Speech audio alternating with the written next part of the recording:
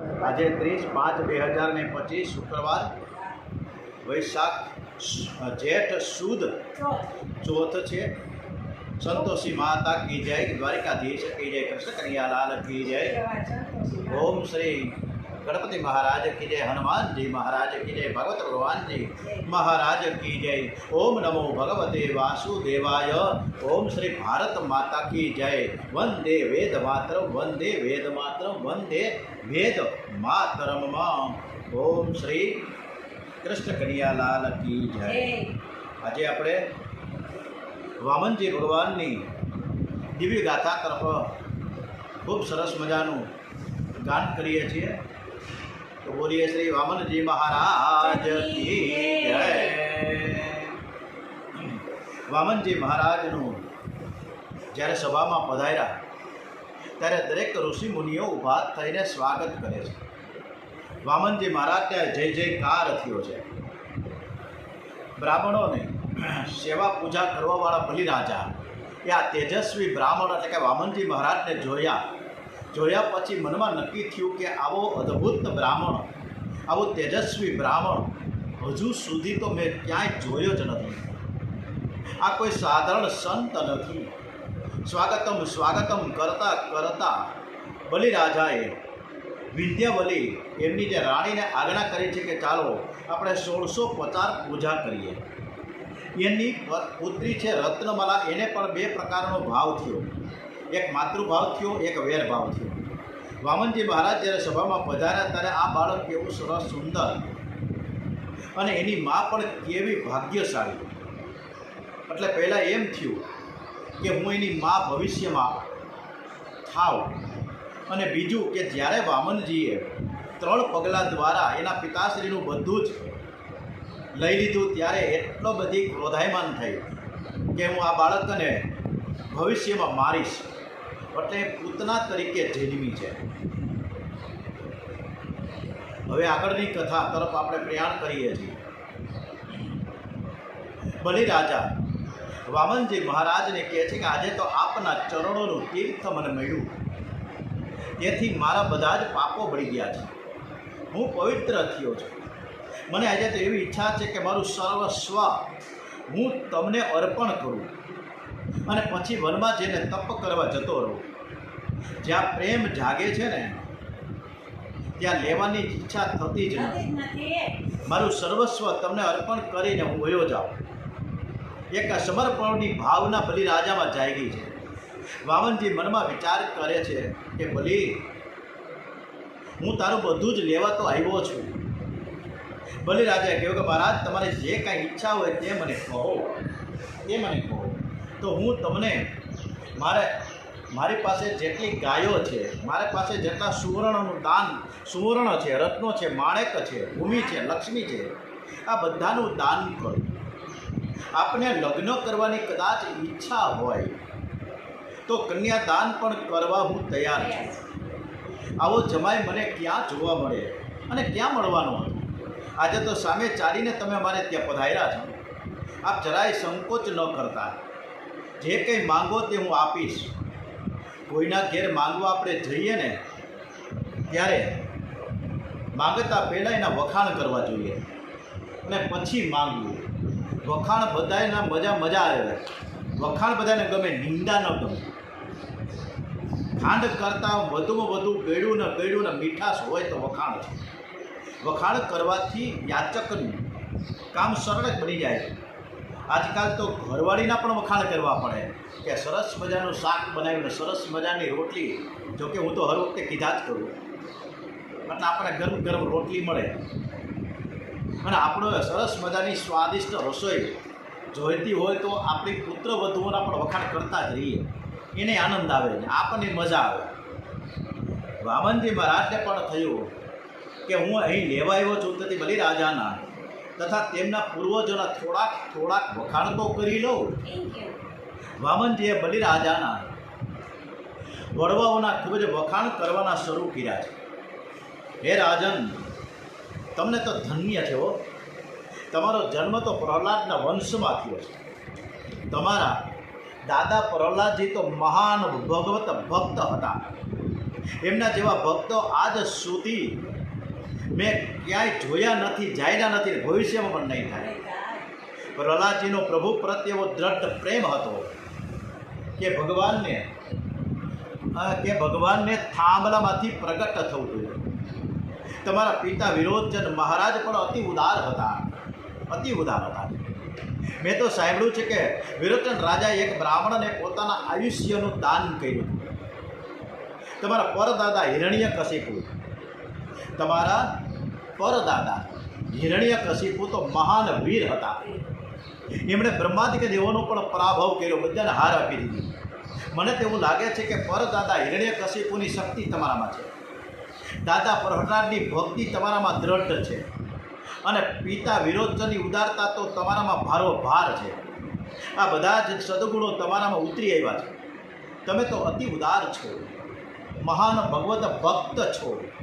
બલિરાજાને આશ્ચર્ય થાય કે આ બાળક, નાનકડું બાળક 7 વર્ષનું, આ બ્રાહ્મણ કેવડી મોટી મોટી વાતો કરે છે. એને ક્યાંથી ખબર કે મારા પિતા, મારા દાદા કે મારા પરદાદાની વિશે આટલી બધી માહિતી એની પાસે ક્યાંથી હોય?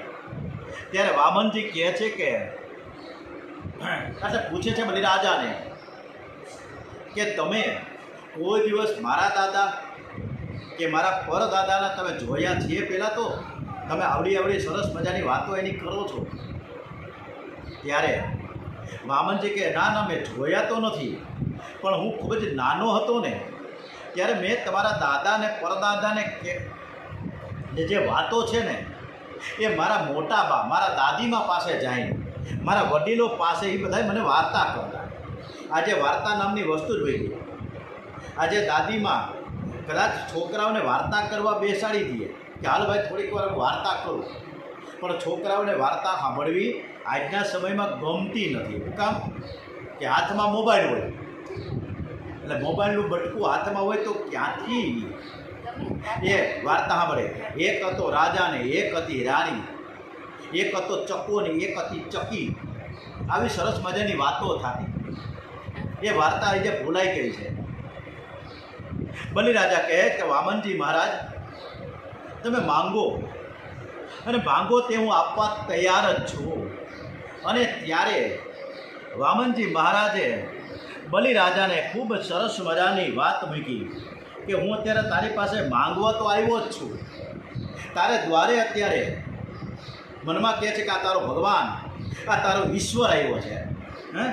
એટલે તારે જે દેવું દે, આજે તું તારા ઘેર આવ્યો છું. तेरे द्वार खड़ा भगवान हो,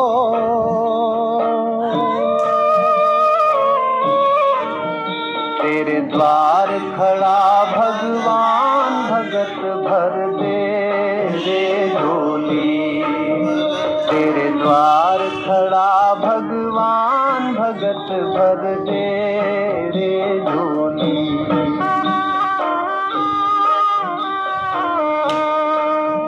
तेरा होगा बड़ा एहसान कि जुग जुग तेरी रहेगी शान. भगत भर दे रे झोली. तेरे द्वार खड़ा भगवान, भगत भर दे रे झोली. ओ भगत भर दे रे झोली.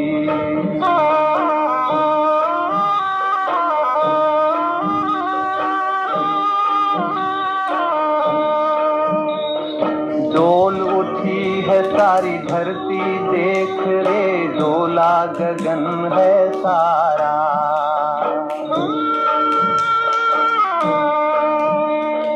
डोल उठी है सारी धरती देख रे, डोला गगन है सारा. भीख मांगने आया तेरे घर, जगत का पालन हारा रे, जगत का पालन हारा. मैं आज तेरा मेहमान, कर ले रे मुझसे जरा पहचान. भगत भर दे रे झोली. तेरे द्वार आज लुटा दे रे सरबत अपना मान ले कहना मेरा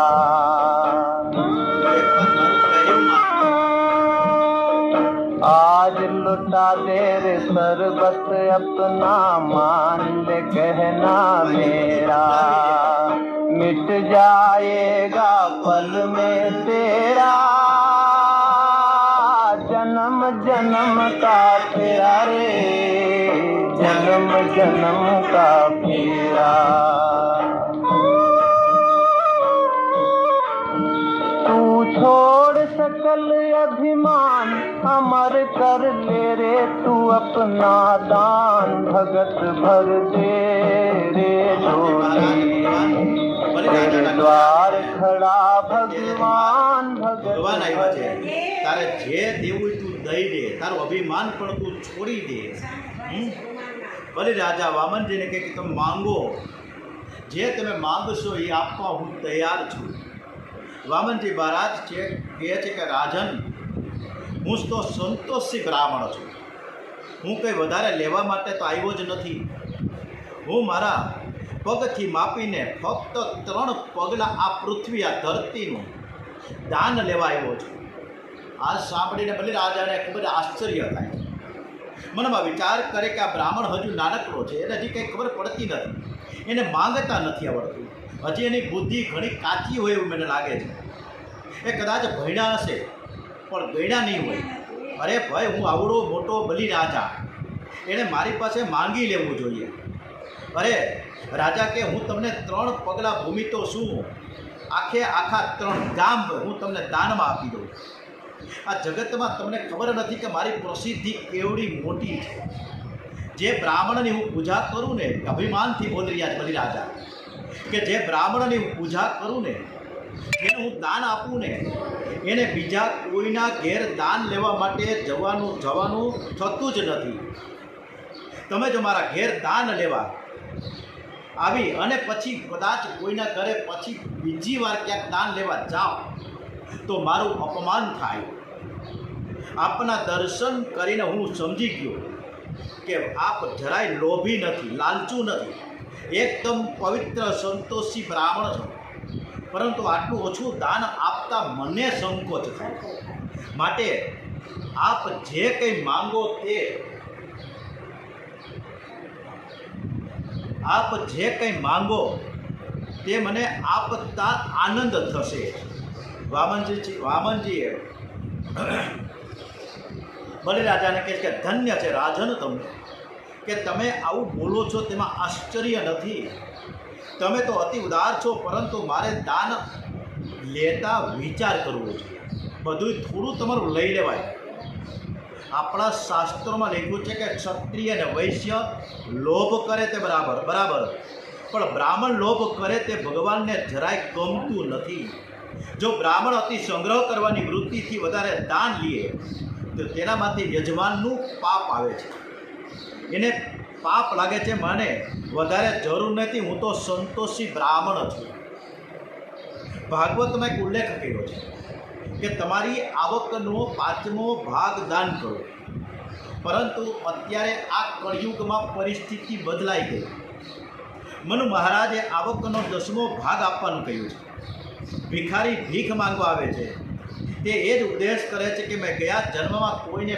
ભીખ આપી નથી મેં કોઈને ભિક્ષા ન આપી એટલે મારી આ દશા આ જન્મમાં ભિક્ષુક તરીકે થઈ ભિક્ષુકા નૈવ ભિક્ષંતી બોધયંતી ગ્રહ ગ્રહે ઘરમાં આવેલું સઘળું ધન શુદ્ધ હોતું નથી તેથી દાન કરવું જોઈએ દાનથી ધનની શુદ્ધિ થાય આજે કોઈ પણ ભિક્ષુક આપણે ઘરે આવે ને ત્યારે એ આપણી પાસે 100, 200, 500 રૂપિયા નથી માંગતા ખાલી એક રોટલી તમારી આગલા સાંજની રોટલી પડી છે સવારની રોટલી છે એમ કહેશે જે હોય ટાઢવું મને આપો એમ કે મને રૂપિયો 2 રૂપિયા આપો એની અપેક્ષા ફક્ત રૂપિયા 2 રૂપિયા છે આપણે તો એટલા બધા ધનવાન છીએ છતાં આપણી અપેક્ષાઓ એટલી બધી છે વાત જ કરો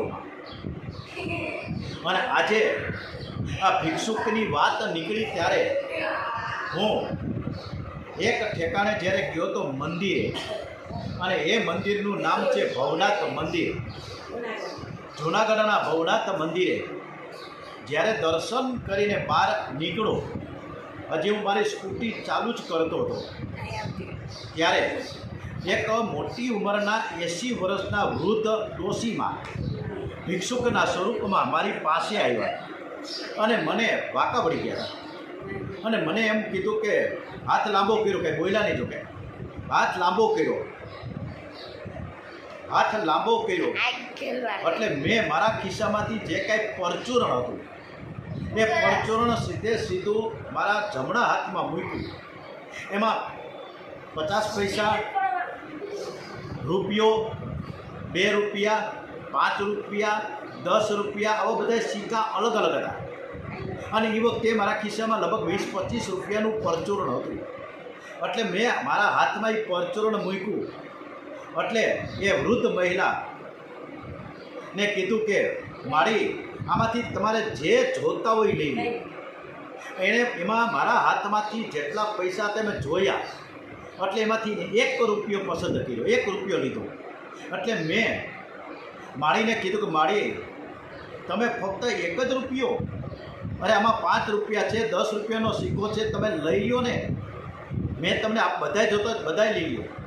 તો કે નહીં, તમે મને જ્યારે બધું આપવા માંગો છો પણ મારે પણ મારી હેસિયત પ્રમાણે આજે મને બધાય પાવલું ને રૂપિયો ને આઠાના ને એ રૂપિયો 2 રૂપિયા જ આપે છે, ત્યારે તમે બધું આપવા ન્યોછાવર થયા.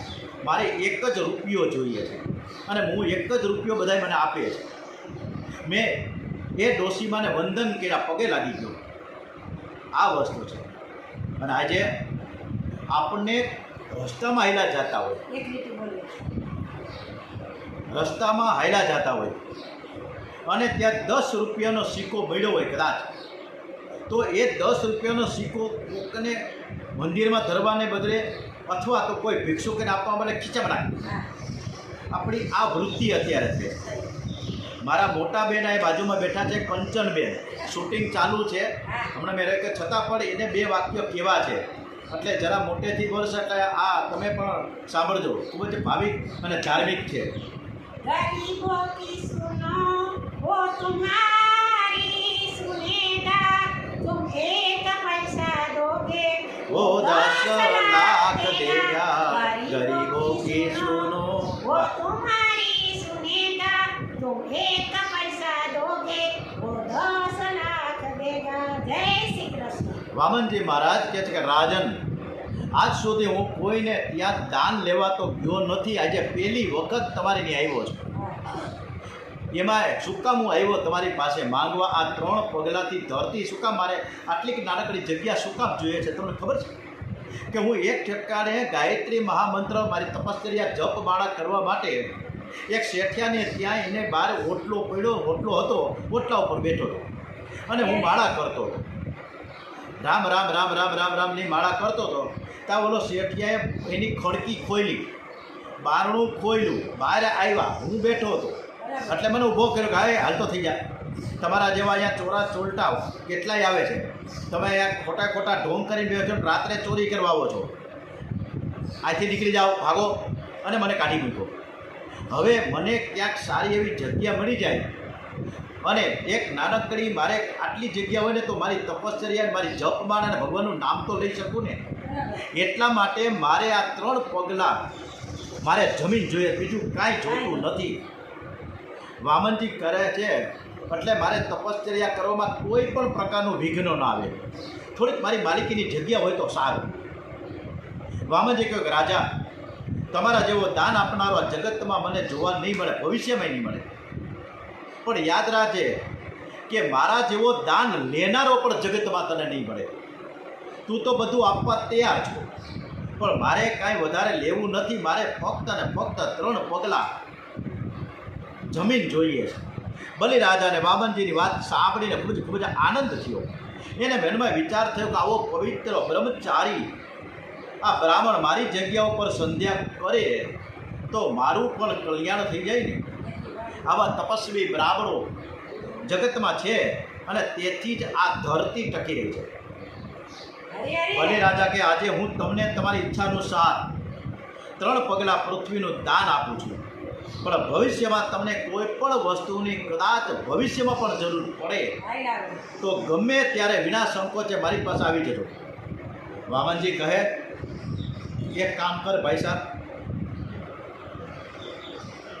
આજે તું મને ફક્ત 3 પગલાં પૃથ્વીનું દાન કરને, ભવિષ્યની કોને ખબર. બલિરાજા દાનનો સંકલ્પ કરવા તૈયાર થયા. યજ્ઞ મંડપમાં શુક્રાચાર્ય બિરાજેલા છે. શુક્રાચાર્ય દૈત્યોના ગુરુ છે, અને દૈત્યોના ગુરુને હંમેશા શિષ્યનું કલ્યાણ કરવાની ઈચ્છા હોય. એટલે એકી ટસે નજર રાખીને વામનજીના દર્શન કરી રહ્યા હતા. વામનજી શું કહે છે બલિરાજાને બધું સાંભળતા કે આ કોણ હશે. ધ્યાન લગાવ્યું. શુક્રાચાર્ય મહાન જ્ઞાની તપસ્વી બ્રહ્મનિષ્ઠ બ્રહ્મ છે.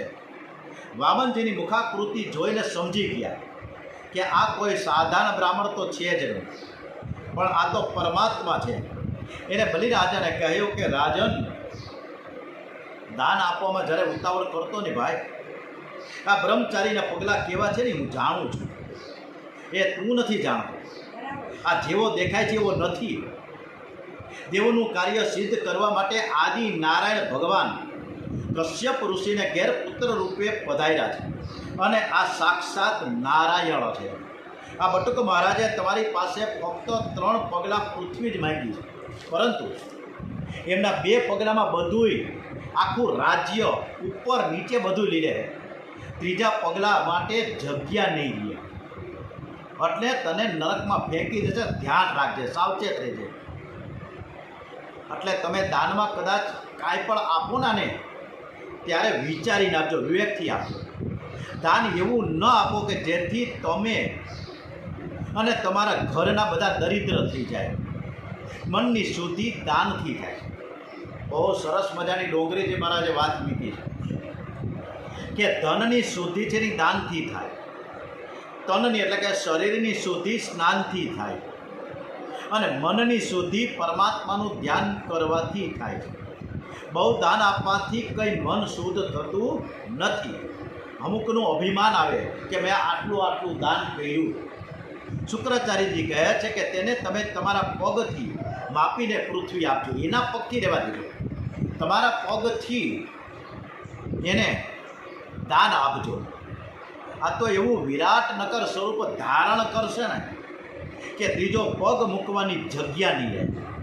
બલિરાજા કહે કે મેં આ પ્રમાણે દાન આપવાનો સંકલ્પ કર્યો છે. જેને જે માણસ સંકલ્પ પ્રમાણે દાન ન આપે તો એ મનુષ્ય નરકમાં જાય છે. શુક્રાચાર્ય બલિરાજાને સમજાવે છે, ધર્માય યક્ષ યશસ્યર્થાય કામાય શોધનાય ચ પંચધા વિભંજંતિ મિહામૂત્ર ચ મોદતે.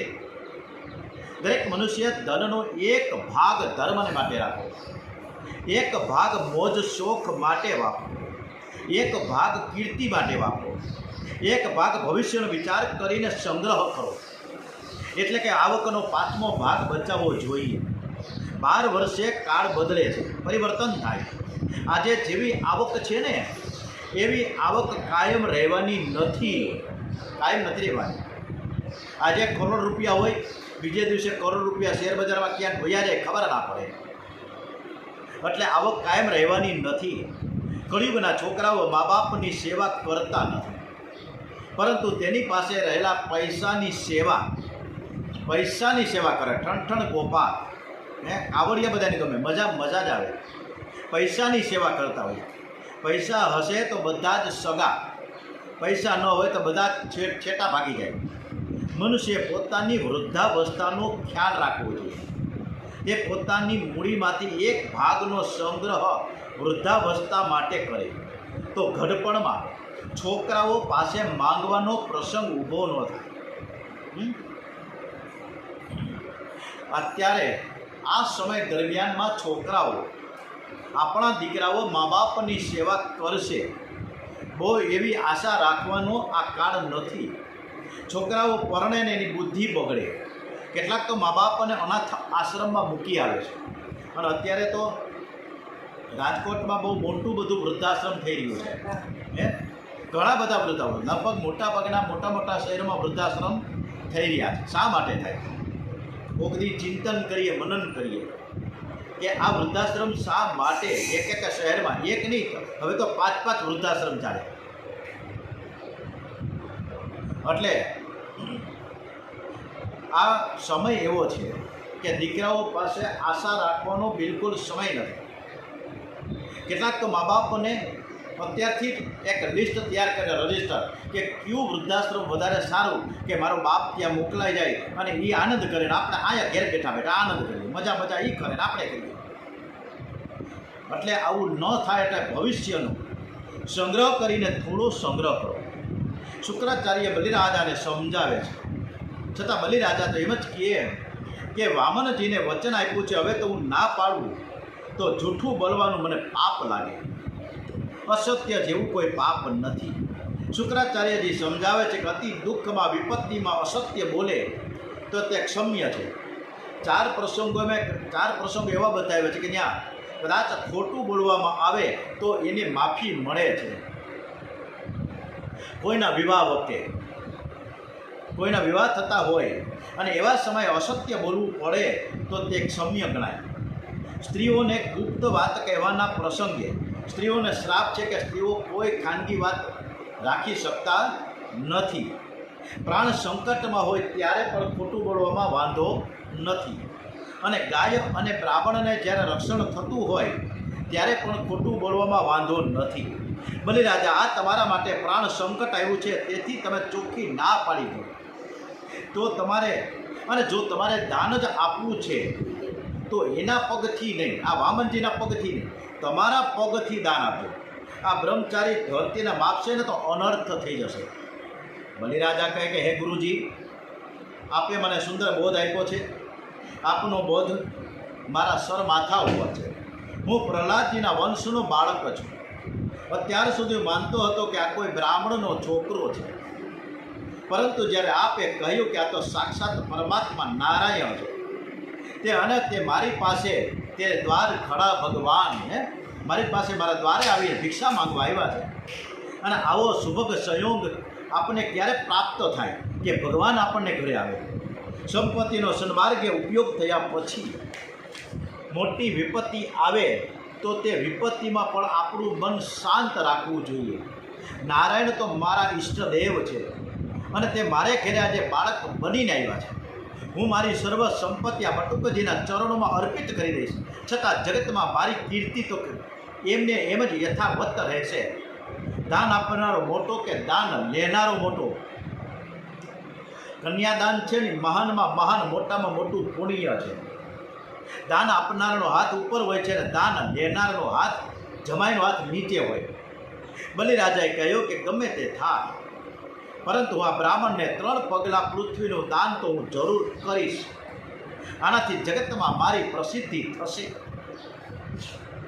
શુક્રાચાર્યજી કહે છે કે રાજન, તમે પ્રતિષ્ઠાના મોહમાં પળોમાં આ નરકમાં જવાનો વારો આવશે હો તમને.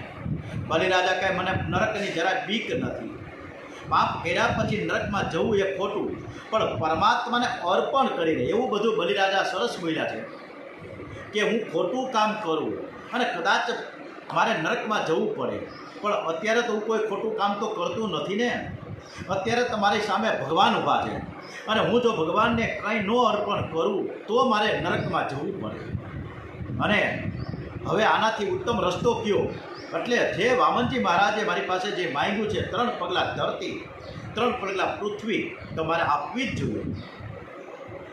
બ્રાહ્મણને જ્યારે દાન આપવામાં આવે છે ને ત્યારે તેના શરીરમાં વિષ્ણુનું આહવાન કરવામાં આવે છે અને ત્યારે સાક્ષાત મહાવિષ્ણુ મારે ઘેર પધાર્યા.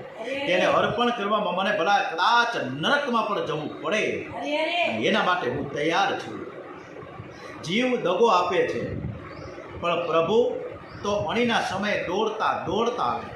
હું ભગવાન થઈશ અને ભગવાન છે ને મારા થશે. પછી હું નરકમાં જઈશ તો ભગવાન તો મારી સાથે આવશે ને. ગુરુજી, હે ગુરુદેવ, તમે મને આ બધું સરસ મજાનું સમજાવો છો, પરંતુ દરેક સત્કર્મ કરતી વખતે સત્કર્મ કરવા જોઈએ. એટલે તમે મને હવે સંકલ્પ કરાવો અને આ સંકલ્પ તમે જ કરાવજો. તમે મારા ગુરુદેવ છો. અનેન કર્મણા ભગવાન પરમેશ્વર પ્રેતામ નમઃ. આ બધું જ હું કૃષ્ણ અર્પણ કરવા માંગુ છું. એટલે તમે કૃષ્ણ અર્પણ કરાવવા માટે અને આજે મારો ભગવાન, આજે કૃષ્ણ, આજે દ્વારિકાધીશ, આજે લક્ષ્મી નારાયણ, આ નારાયણ આજે નારાયણ મારે ઘેર આવ્યા છે અને મારે ઘેર એ માંગવા આવતા હોય તો હું એને કેમ ના પાડું? આપ કૃપા કરીને મને દાનનો સંકલ્પ કરાવો. મારા ભગવાનને હું સર્વસ્વ અર્પિત કરવા માંગુ છું. શુક્રાચાર્યજી કહે છે કે તમને હું સંકલ્પ નહીં કરાવું, મારું મન ના પડે છે, આ બધું લૂંટી લેશે, મને ખબર છે. ત્યારે વામનજી કહે તમે શુક્રાચાર્યની વાત રહેવા દો. તમારા ગોર દાદા સંકલ્પ ન કરાવે તો હું સંકલ્પ કરાવ. મને બધું આવડે, હું તો બ્રાહ્મણનો દીકરો છું, મને બધું જ આવડશે, હું કર્મકાંડી બ્રાહ્મણ છું, તમે જરા ચિંતા ન કરો. બલિરાજાના કહેવાથી વામનજી સંકલ્પ કરાવવા લાગ્યા. એવો કહે છે કે જારીમાંથી જળ હાથમાં લ્યો. શુક્રાચાર્યજી ત્યાં સહન ન થયું. આમ તો બલિરાજાના ગુરુ છે ને એટલે એને હળવળાટ થયો. એટલે એણે જારીના નાળચામાં સૂક્ષ્મ રૂપે એક ઘૂસી ગયા અંદર એણે પ્રવેશ કર્યો, જેથી સંકલ્પમાં જે જળ બહાર આવવું જોઈએ જારીમાંથી, એ જારીમાંથી જળ બહાર નહોતું આવતું.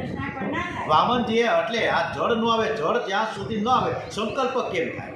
એટલે વામનજીએ એક દર્ભની સળી લીધી અને નાળચામાંથી અંદર પોરવી. એટલે શુક્રાચાર્યજીની એક આંખ ફૂટી ગઈ. હોય બાપા કરતાં કરતાં બહાર નીકળ્યા કે મારી એક આંખ ફોડી અને હવે આ બીજી આંખે ફોડી નાખશે, એટલા માટે હું બહાર નીકળી જાઉં.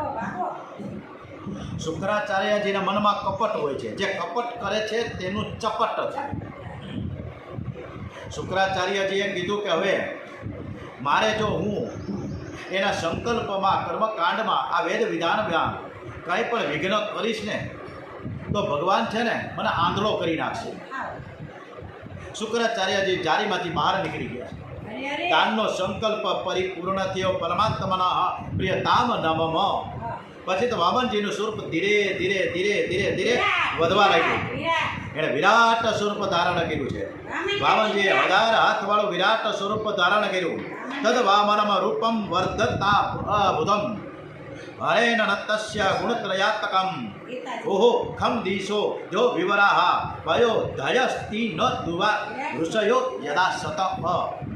1000 હાથ છે વામનજીના ચરણ ધરતીમાં અને મસ્તક છે ચેટ બ્રહ્મલોકમાં. એના શ્રી અંગમાં બધા જ દેવો અને ઋષિઓ દેખાવા લાગ્યા, દર્શન થવા લાગ્યા, બધા જ ઋષિ મુનિઓના. વામનજી આખું જગત વ્યાપી લીધું. જગતની બહાર પણ વામનજી 10 આંગણ બિરાજેલા છે. વેદોમાં વર્ણન છે કે પરમાત્મા જગતમાં સર્વ ઠેકાણે છે અને જગતની બહાર 10 આંગણ છે. ભાગવતના બીજા સ્કંદમાં એક વર્ણન આવે છે કે સર્વ પુરુષ એવેદમ ભૂતમ ભવ્યમ ભવત્ય યત તેનેદમા વૃત્તમ વિશ્વમ વિતસ્તી મધિષ્ઠતી. વંદન છે 10 આંગળીઓએ થાય, 5 આંગળીઓ ન થાય. વંદન આમ ન થાય, ખાલી એક હાથે થાય, કોઈ દી ન થાય. હંમેશા વંદન 2 હાથેથી નમસ્કાર, માથું નમાવીને વંદન થાય. વેદો પરમાત્માનું વર્ણન કરતા થાકી જાય છે. ભગવાનને વારંવાર વંદન કરો. એ જેવા હશે એવા તમને સામે સાક્ષાત દેખાશે. દર 2-3 મિનિટ થાય ઠાકોરજીના તમે દર્શન કરો, વંદન કરો. વિરાટ સ્વરૂપ ધારણ કરેલા વામનજીના એક જ ચરણમાં સમસ્ત પૃથ્વીનું રાજ્ય આવી ગયું. બીજા ચરણમાં બ્રહ્મલોક આવી ગયું. હવે ત્રીજો પગ મૂકવાની જગ્યા જ ન રહી. અને એ સમયે દૈત્ય વામનજીની સાથે યુદ્ધ કરવા તૈયાર થયા છે કે અમારા રાજાને તમે હરાવ્યો આ રીતના ખોટા કૂડ કપાટથી, અમારા ધણીને તમે છેતરા. બલિરાજાએ એને સમજાવ્યું કે અત્યારે સમય પ્રતિકૂળ છે, માટે તમે શાંત રહો, નહીતર માર પડશે. વામનજી કહે બલિરાજા, તે 3 પગલા પૃથ્વીનું દાન કરવાનો સંકલ્પ કર્યો છે. સંકલ્પ પ્રમાણે જે દાન આપતો નથી એ મનુષ્ય નરકમાં જાય છે. તમે આ બ્રાહ્મણને છેતરો છો એમ કરીને મને ઠપકો આપો વામનજી બલિરાજાને. અરે બલિરાજા છેતરે છે કે વામનજી છેતરે કે ખબર પડતી નથી. આજે ભગવાન ઉઠીને બલિરાજાને છેતરા છે. એક નાનકડું સ્વરૂપ લઈને આવ્યા હતા અને સીધું મોટું સ્વરૂપ કરીને આવી રીતના થોડું થાય તો છેતરે છે કોણ? બલિરાજા છેતરે કે ભગવાન છેતરે? વામનજી છેતરે. આ વરટ સ્વરૂપ પ્રગટ કર્યું છે. ગણેશ પુરાણમાં બલિ વામન ભગવાનને પૂછે છે કે આપે મારી સાથે આવું કપટ તમે કેમ કર્યું? મેં કોઈ પાપ તો કર્યું નથી ને? ત્યારે વામનજી જવાબ આપે છે કે બલિ, તારે હાથે થોડું પાપ થયું છે. યજ્ઞની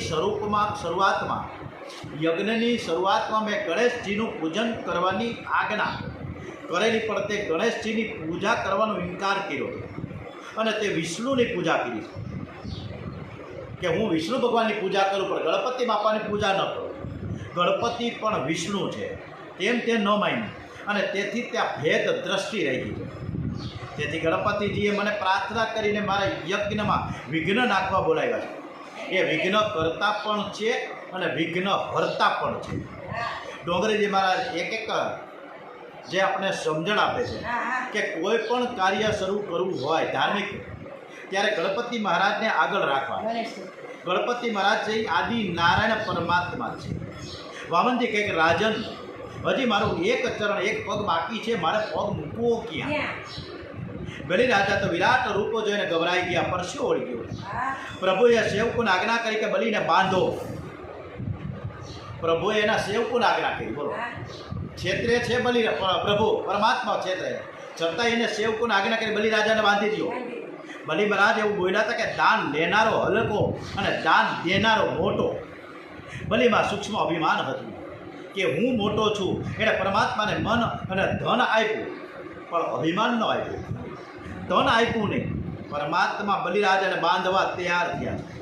અને એ જ સમયે વિંધ્યાવલી રાણી આજે આવી છે અને પ્રભુને વારંવાર વંદન કરીને સ્તુતિ કરી. રાવણને પણ એની ધર્મપત્ની મંદોદરી અનેકવાર સમજાવ્યા કે હે નાથ, હે રાવણ, હે લંકાપતિ, તમે સીતાજીને સોંપી દો રામને. આવા ઝઘડા આપણે ન કરાય અને આપણે કોઈ દિવસ પર સ્ત્રી ઉપર નજર પણ ન રખાય. મંદોદરીએ કેટલી વાર કીધું પણ માયના નહીં રાવણ. આ જ રીતના વિંધ્યાવલી પણ એક એવી ધર્મપત્ની કે એણે બલિરાજાને એવું કીધું અને સ્તુતિ કરી કે આ જગત છે ને, એ જગત છે આપની પ્રભુને વંદન કરી કહે છે. પ્રભુ પરમાત્માની સ્તુતિ કરી રહ્યા છે. વિંધ્યાવલી બલિરાજાની ધર્મપત્ની કે આ જગત આપણી લીલાભૂમિ છે અને એના માલિક તમે છો. કોઈ પણ માનવ માલિક થઈ શકે નહીં અને આપ જ માલિક છો. આ જગતમાં મનુષ્યોને સમજ નથી કે મારું શું છે. એટલે જ ઘરમાં અને જગતમાં મારા મારી અને ધબાધબી અને ખૂન ખરાબા થાય છે. આ શરીર ઉપર આ જીવની સત્તા નથી, તો બીજા પદાર્થ ઉપર તો સત્તા ક્યાંથી હોય? યમરાજાની આજ્ઞા થતાં જ મનુષ્ય આ શરીર છોડવું જ પડે. તન અને મનનો માલિક પરમાત્મા છે, છતાં જીવ એમ કહે કે આ મારું, આ મારું, આ મારું. મારું કહેનારને ભગવાન મારે છે અને તારું તારું કહેનારને ભગવાન તારે છે. વિંધ્યાવલી કહે છે કે હે નાથ, તમને કોણ દાન આપી શકે? મારા પતિદેવની બોલવામાં જરાક ભૂલ થઈ ગઈ છે. આપ તો સર્વસ્વના માલિક છો, તમને કંઈ દાન આપ્યું નથી. જે કંઈ પાસે હતું ને તે તમારા ચરણમાં સમર્પિત કરી દીધું. તમારું જ તમને તેરા તુજકો અર્પણ, તમારું જ તમને મેં અર્પણ કર્યું છે. મારા પતિમાં હજી થોડુંક અભિમાન રહી ગયું છે કે મેં બધું જ આપ્યું. હું ક્ષમા માગું છું, મારા પતિદેવને તમે બાંધતા નહીં. બલિમાં સૂક્ષ્મ અભિમાન હતું અને તે અભિમાનને લીધે અકળમાં ઊભા હતા. બલિમાં નમ્રતા નથી, માલિકને ગમતા નથી. અને તેથી વિંધ્યાવલી રાણીએ કહ્યું, આ તો સાક્ષાત પરમાત્મા છે. તમે વંદન કરીને કહો કે મેં મારું અભિમાન છોડી દીધું છે. એક પગ હજી જે તમારો બાકી છે ને, તમે મારા માથા ઉપર પધરાવો. મસ્તકમાં બુદ્ધિ છે ને બુદ્ધિમાં કામ બેઠો છે અને એ શ્રી કૃષ્ણ મિલનમાં વિઘ્ન કરનારો છે. વિંધ્યાવલીના સત્સંગમાં બલિરાજાનું અભિમાન ઉતરી ગયું. હવે બલિને ભાન થયું કે સદભાવથી ભગવાનના ચરણમાં વંદન કરીને કહે છે કે હું તો ફક્ત વંદન કરું છું, મેં કાંઈ આપ્યું જ નથી. આ જે કાંઈ છે એના માલિક આપ જ છો. આપને દાન કોણ આપી શકે? મારી ભૂલ થઈ ગઈ. પદમ તૃત્યમ પુરુષ શિષ્ણત મેં નિજમ. મારા મસ્તક ઉપર આપનો ત્રીજો પગ પધરાવો. તમારા ચરણ સ્પર્શથી મારી બુદ્ધિ સુધરી જશે. જે તન મન અને ધન ભગવાનને અર્પણ કરે ને, એના માથે જ ભગવાનના ચરણ પધરાવાય છે. વામનજી પોતાનો ત્રીજો પગ બલિરાજાના મસ્તક ઉપર પધરાવે છે. બલિ બહુ ભાગ્યશાળી છે. દેવો અને ગંધર્વો બલિને ધન્યવાદ આપતા કહે છે કે પરમાત્માના ચરણ તમારા માથા ઉપર આવ્યા. દાન આપનારો દિન ન બને તો દાન સફળ થતું નથી. બલિરાજામાં દૈન્ય આવ્યું ત્યારે પ્રભુનું હૃદય પીગળ્યું છે. પરમાત્મા બલિરાજાને કહે છે કે તે મને સર્વસ્વનું દાન આપ્યું એટલે હું તારો ઋણી થયો છું. આજથી સ્વર્ગનું રાજ્ય મેં ઇન્દ્રાદિક દેવોને આપ્યું અને પાતાળનું રાજ્ય હવે હું તમને આપું છું. તમે પાતાળમાં રાજ્ય કરો, હું તમારા દરેક દ્વારે પહેરો ભરીશ. બલિરાજાએ સ્વર્ગના રાજ્ય કરતાં સૂતળ પાતાળનું રાજ્ય સારું ગણ્યું, કેમ કે એ ભગવાનનું સાનિધ્ય સતત ને સતત રહે. ખૂબ સરસ મજાના સૂતળ પાતળમાં ભગવાન ચોકી પહેરો કરવા માટે ઊભા છે. બલિરાજાના સાથે બંધનમાં આવ્યા છે. જે બલિરાજા ને બાંધવા માટે ભગવાન તૈયાર થયા હતા અને આજે એ જ ભગવાન, એ જ વામનજી બલિરાજાના બંધનમાં એના કહ્યા કર્યા સેવક બન્યા છે. બલિરાજાને સ્વર્ગ કરતાં પણ પાતાળમાં વધારે આનંદ મળ્યો છે. બધા રાજી બહુ થઈ ગયા છો. દેવોને સ્વર્ગનું રાજ્ય મળ્યું તેથી દેવો રાજી થયા, પણ એકલા સીતાજી, એકલા લક્ષ્મીજી માતા ખૂબ જ દુઃખી થઈ ગયા. વૈકુંઠમાં માતાજી એકલા બિરાજમાન છે. એમને નારાયણ વિના ચેન પડતું નથી. એવો વારંવાર વિચાર કરે છે કે પ્રભુ ક્યાં ગયા છે, હજી કેમ પાછા નથી આવ્યા, ક્યારે આવશે. એવા નારદજી એવામાં આવ્યા. નારાયણ નારાયણ નારાયણ નારાયણ કરતાં કરતાં નારદજી આવીને લક્ષ્મીજીને પૂછે છે કે દેવી, શેના માટે તમે અકળાયા છો?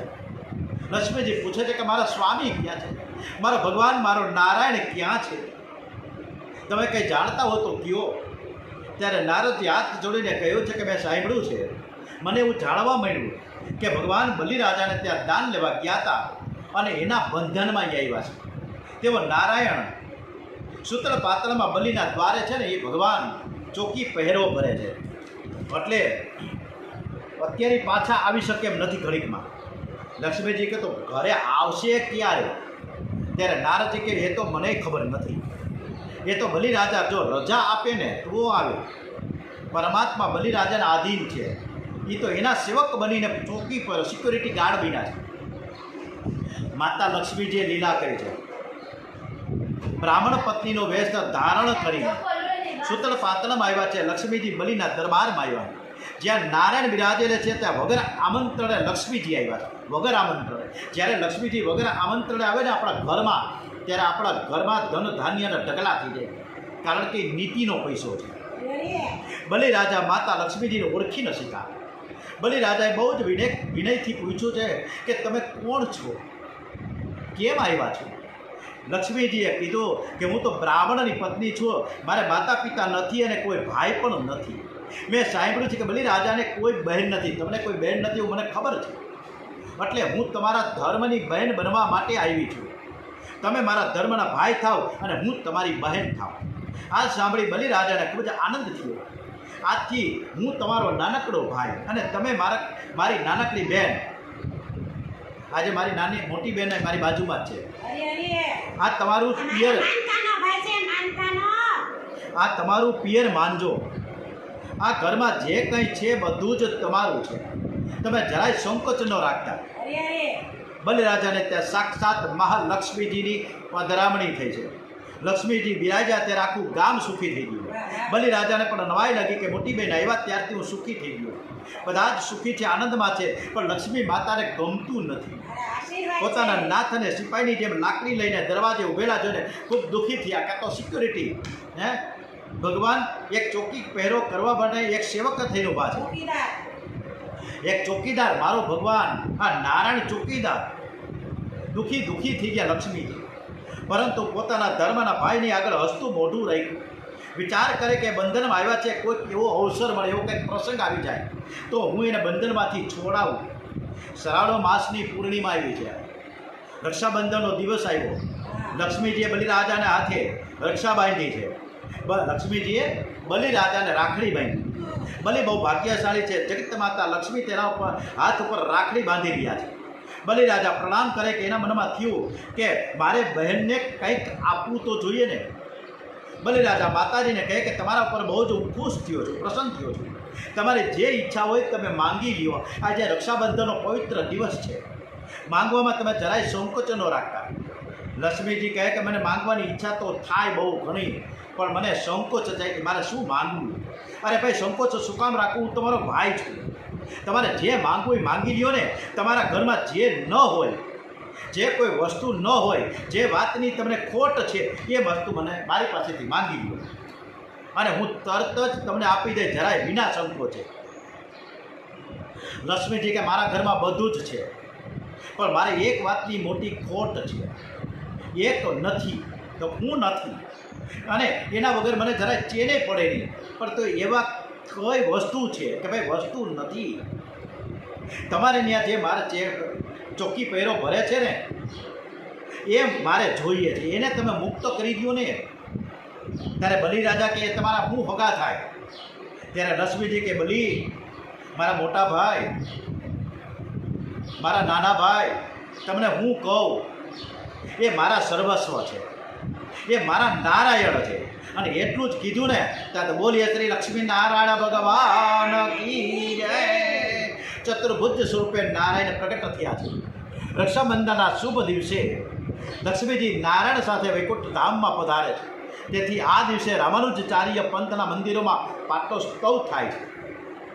અને રામાનુજાચાર્યજીના જે આશ્રમ છે વૃંદાવનમાં, રઘુનાથ આશ્રમમાં, ત્યાં આપણે 2 વર્ષ પહેલાં કથા કરી ત્યાં જ રીતના સરસ મજાની પરમ પવિત્ર વામન ચરિત્રની કથા વક્તા અને શ્રોતાના પાપને બાળનારી છે. પિતૃતિથિના દિવસે, પિતૃતિથિ બહુ ડોંગરીજી મહારાજે આ શબ્દ એટલો સરસ આપણને બધાને સમજાવીને કહે છે કે જ્યારે પિતૃતિથિ હોય એ દિવસે આ વામન ચરિત્રનો જો પાઠ કરવામાં આવે તો પિતૃઓને સદગતિ મળે છે. પરીક્ષિત રાજા પ્રશ્ન કરે છે કે હે સુખદેવજી મહારાજ, અદ્ભુત કર્મ કરનારા ભગવાનને સૌ પ્રથમ માયા વડે મત્સ્યાવતારની લીલા કરી. કુર્મ કે મસ્તના જે ગુણદોષ છે તે પરમાત્મામાં આવતા નથી. પરમાત્મા કુર્મ બને એટલે કે કાચબો, અને મત્સ્ય બને એટલે કે માછલી, છતાં પણ તે સદા ઈશ્વર જ છે, ભગવાન જ છે. ભલે વામનજીનું સ્વરૂપ લઈને આવ્યા હતા ભગવાન, પણ છતાં એ વિરાટ છે. ભગવાન જ્યારે જીવ પશુનો જન્મ ધારણ કરે છે ને, ત્યારે પશુના ધર્મો તેનામાં આવે છે. અને આજે બલિરાજા અને લક્ષ્મીજી ભાઈ ને બેન છે ને, એની વાત આવીને ત્યારે મને એ વર્ષો પહેલાંની એક વાત યાદ આવી. મારે પણ 5 બેન છે, અને એ બહેનો અને એ નાનો ભાઈ એટલે કે મહેશ, અમે જ્યારે નાનકડા હતા ને, ત્યારે ખૂબ સરસ મજાની અમે બાલાગામ જતા મારા ફાઈબાના ઘરે. અને ત્યારે અમે લીમડા ઉપર પીપળી ઉપર આ તેમ હિંચકાઓ ખાતા, મારી બહેનો ને ભાઈઓ બધા ભેગા થઈને મામા ભાઈ. અને ત્યારે જે ગીતો ગાતા, ઓ આનંદ થયો. કોણ હલાવે લીમડી ને કોણ ઝુલાવે પીપળી, ભાઈની બેની લાડકી ને બેલ ઝુલાવે ડાળખી. કોણ હલાવે લીમડી ને કોણ ઝુલાવે પીપળી, ભાઈની બેની લાડકી ને બેલ ઝુલાવે ડાળખી. લીમડીની અજ ડાળ ઝુલાવે, લીંબોળી ઝોલા ખાય. અવાજ ધીમો છે, અવાજ. એવો આમ ઝૂલણ્યો ચાર લીમડી હેઠે બેની બારી છે હિચે. લીમડી હેઠે બેની બારી છે હિચે. બેની મારી હિચકે હિચે ડાળીઓ તું ઝૂલા, પંખીડા ડાળીએ બેસો પોપટી પ્રેમ સુધી જો. પંખીડા ડાળીએ બેસો પોપટી પ્રેમ સુધી જો. કોણ હલાવે લીમડી ને કોણ ઝુલાવે પીપળી, ભાઈની બેની લાડકી ને બેલ ઝુલાવે બેનડી ઝૂલે ડાળખી. શ્રી કૃષ્ણ કનૈયા લાલ કી જય. શ્રી ભાગવત ભગવાનજી મહારાજ કી જય. શ્રી કૃષ્ણ કનૈયા લાલ કી જય. શ્રી બાલકૃષ્ણ લાલ કી જય. શ્રી ડોંગરેજી મહારાજ કી જય. શ્રી સુખદેવજી મહારાજ કી જય. શ્રી ગણપતિ મહારાજ કી જય. હનુમાનજી મહારાજ કી જય. ભારત માતા કી જય. શ્રી ભાગવત ભગવાનજી મહારાજ કી જય. ઓમ નમો ભગવતે વાસુદેવાય. ઓમ નમઃ પાર્વતી પતે. હર હર હર હર હર મહાદેવ હર.